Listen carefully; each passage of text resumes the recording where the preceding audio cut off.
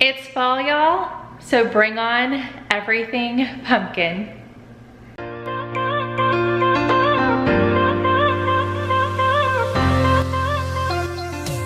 Hey guys, so today I have something new that I'm super excited about. I've had my Instant Pot for 2 years, but it sat in the box for several months. I wanna say almost 6 months before I just got over how scared I was learning how to use it and broke into it, started using it. So I totally missed the fall season last year. And I'm really excited for this year because there are so many yummy deliciousness that you can use your Instant Pot to whip up for this season. So I'm super excited.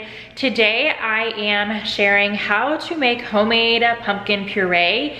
And you don't want to waste the seeds inside your little pie pumpkin, so we're gonna bake some pumpkin seeds as well. Super easy, both recipes. So I'm super excited to share that to you. This is also a collab. There is a playlist in the description box.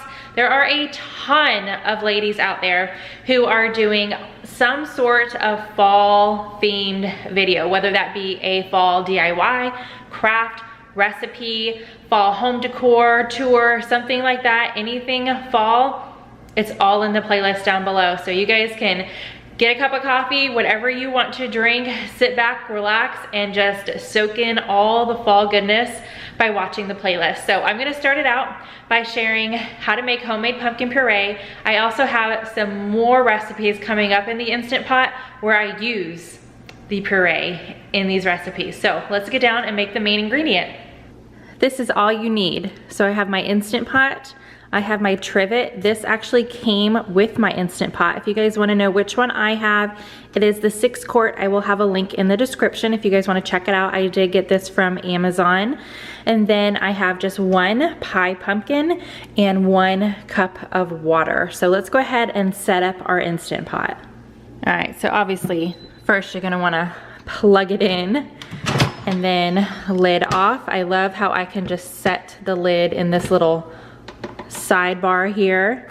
I'm gonna put my trivet in the Instant Pot because I don't want the pumpkin to sit on the bottom. And then go ahead and pour my 1 cup of water inside. Then we are just going to wash our pumpkin or rinse it off. I'm gonna rub the sides just to make sure that it's as clean as I can get it. Now that my pumpkin is all cleaned off, we're gonna break the stem off.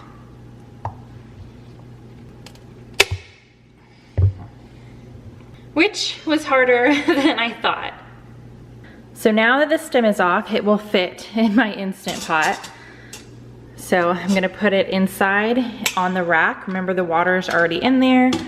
We're going to close our pot, make sure it is sealing, and then manual for 12 minutes.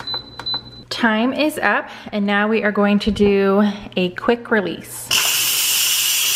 All right, let's get this lid off, and look at that. Some of my work is already done, so I'm gonna go ahead and get this out. Make sure you use oven mitts because it is going to get hot. I'm gonna pull my pumpkin out, leave it on the trivet so you don't mess it up or the skin makes a mess. And I'm just gonna let it cool enough for me to handle on this cookie tray. Once it is cool enough to handle, you are just going to peel off the skin. Like I said, the Instant Pot kind of already did the job for me. So I'm just peeling this off. And then I am going to cut it in half. It is so soft. And then spoon out the seeds and put your meat in a bowl because we're going to blend it together. These seeds are coming out so easy. I'm just scooping them out.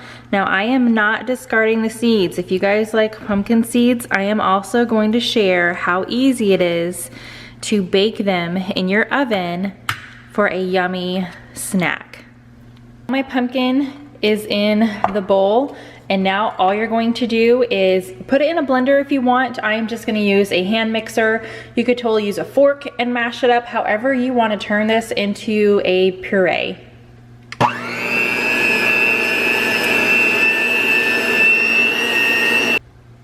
And voila, homemade pumpkin puree.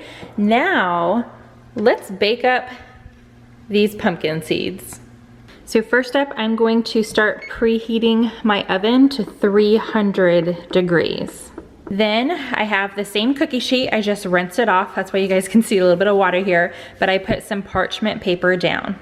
Next step is, while my oven is preheating, I need to clean off my pumpkin seeds. So I've just got them in a little strainer. You could totally just put them in a bowl, fill them with water, but just get as much of the pumpkin guts, the meat, off of the pumpkins. You want them to be dry before you add the seasoning, so I just have a paper towel set out here, and as I'm cleaning the seeds, I'm setting the seeds out on the paper towel so they can start drying.